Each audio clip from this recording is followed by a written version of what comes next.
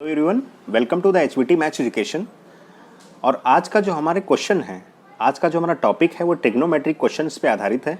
सबसे पहले हम लोग क्या करेंगे, क्वेश्चन का जो टाइप है वो दे रखा है tan 10 degree into tan 15 degree into tan 75 degree into tan 80 degree. सबसे पहले आपको करना क्या होगा कि इसकी वैल्यू फाइंड करनी है। अब वैल्यू किस मेथड से फाइंड करनी है? शॉर्टकट मेथड से फाइंड। रेगुलर मेथड इसका काफ़ी लॉन्ग होता है, जो आप फर्स्ट ईयर या 12th में आप इसको पढ़ते हैं। सबसे पहले हम लोग देखेंगे क्या करेंगे, इसमें एक रूल फॉलो होगा और ये क्वेश्चन कॉम्पिटिटिव एग्जाम्स के लिए बहुत यूज़फुल होने वाला है। तो सबसे पहले इसमें एक रूल फॉलो करेंगे। हमारा रूल क्या होता है, रूल देख लेते हैं। रूल होता है tan theta into tan 90 minus theta.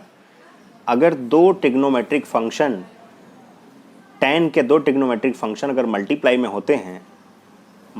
होते हैं और इनके एंगल का सम 1 होता है, इनके एंगल का सम 90 होता है, तो उसकी वैल्यू डायरेक्टली 1 होती है। ये रूल है।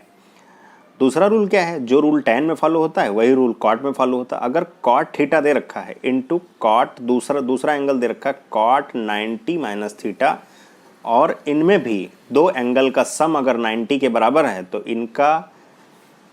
इनको सॉल्व करने पर इनका सोल्यूशन भी 1 के बराबर होता है। अब ये कैसे आया ये भी मैं आपको बता देता हूँ। यहाँ से देखिए, सबसे पहले क्या करेंगे, tan थीटा ही लिखेंगे और tan थीटा के बाद इंटू tan 90 माइनस थीटा कितना होता है, cot थीटा इक्वल टू 1। अब cot थीटा को लिख सकते हैं 1 अपॉन tan थीटा ट्रिग्नोमेट्रिक फॉर्मूले से। तो ये tan से tan कैंसिल आउट हो जाएगा, 1 इक्वल टू 1 इसका आंसर आ जाएगा। यानी दोनों रूल फॉलो हो रहे हैं। सबसे पहले अब क्या करेंगे, अब हम लोग देखेंगे इसमें जोड़े पहचानते हैं। इनका पेयर देखा जाता है कि किन एंगल का सम 90 हो रहा है, इनका पेयर पहचाना जाता है। अब क्वेश्चन का सोल्यूशन हम लोग देखते हैं। पेयर पहचाना जाता है किन दो एंगल्स का सम 90 हो रहा है। अब इसका सम 90 हो रहा है और इसका सम 90 हो रहा है। आप देख लें यहाँ से कि अगर आप फर्स्ट एंगल थीटा है, यहाँ से दूसरा एंगल आपका क्या है 90 माइनस थीटा, अगर दोनों को जोड़ा जाता है तो इनका सम 90 के बराबर आता है। अगर सम 90 के बराबर आएगा तो ही इसका 1 आंसर होगा। तो आप देखिए इनटू में लिखा हुआ है, इनटू में सारे दिए हुए हैं। तो tan 10 degree into tan 80 degree इसका आंसर 1, और tan 15 degree into tan 75 degree इसका भी आंसर कितना हो गया 1। तो आपका फाइनल आंसर कितना आ गया 1।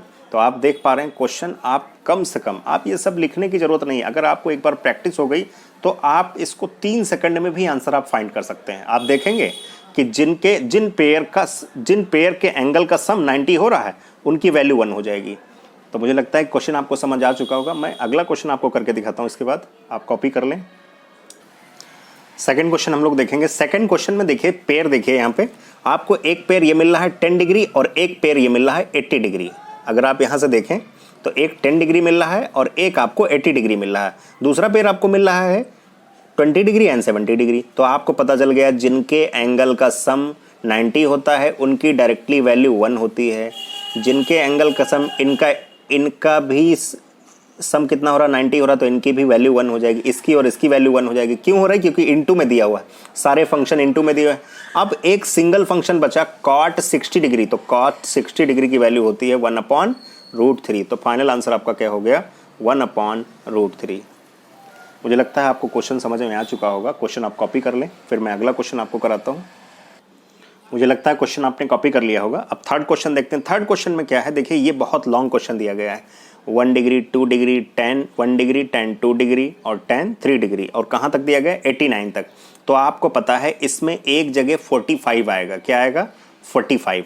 तो आप अगर 45 आएगा तो 45 की वैल्यू कितनी होती है 1 होती है। तो सबसे पहले हम लोग देखेंगे 45 को अगर बाहर निकाल लें, 89 टर्म है, टोटल कितने टर्म है 89। 89 में से आप 45 निकाल दीजिए, मतलब एक टर्म निकाल दीजिए तो कितना बचेगा, एक टर्म आप निकालते हैं तो कितना बचेगा 48। 48 में बाई 44 यानी 44 के दो पेयर बनेंगे। 44 के 44 का पेयर का मतलब है कि इनका इधर वाले 44 लेफ्ट के 44 और राइट के 44, मतलब लेफ्ट में इधर 44 होंगे और राइट में उधर 44। जैसे अगर इससे पहले की बात करें तो इधर tan 88 रहा होगा, इससे पहले की अगर बात करें तो ऐसे 87 रहा होगा, तो 44 हो जाएंगे। तो यानी 44 इनका हो जाएगा, और एक बचेगा tan कौन सा, tan 45, tan 45 सिंगल रह जाएगा। तो ऐसे अगर हम इस क्वेश्चन का आंसर देखें तो आपको लगता है 1 into 1 into 1 dash dash dash कहाँ तक, 1 तक। तो अगर 1 1 का ये 45 जो है, 45 का भी वैल्यू 1 होता है, 45 का वैल्यू कितना होता है, 1 होता है, इसलिए सारे मल्टीप्लाई करके इनका आंसर कितना हो जाएगा, 1 हो जाएगा। तो ये आपका फाइनल आंसर हो गया। मुझे लगता है क्वेश्चन आपको समझ आ चुका होगा, आप क्वेश्चन को कॉपी कर लें। अगला जो क्वेश्चन है हमारा, अगला क्वेश्चन है tan 5 theta into tan 4 theta equal to 1, then find the value of, then find tan 3 theta, यानी tan 3 थीटा की आपको वैल्यू बतानी। लेकिन आपको ये भी पता होगा कि tan 5 theta into tan 4 theta की वैल्यू 1 आ रही है, इसका मतलब इन दोनों का सम कितना रहा होगा, इन दोनों को जोड़ने पर कितना आएगा, इन दोनों को जोड़ने पर आएगा 90 डिग्री, इन दोनों को जोड़ने पर आएगा 90 डिग्री, तभी ये 1 होगा, वरना 1 हो ही नहीं सकता। तो यहाँ से हो गया 9 थीटा इक्वल टू 90। अब ये थीटा इक्वल टू 90/9 यानी 10 डिग्री, कितना आया, theta equal to 10 degree.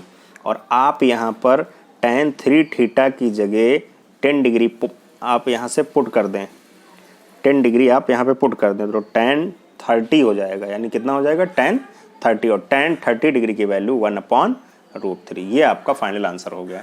Thank you so much. Channel को ज़्यादा से ज़्यादा शेयर करें, सब्सक्राइब करें और लाइक करें।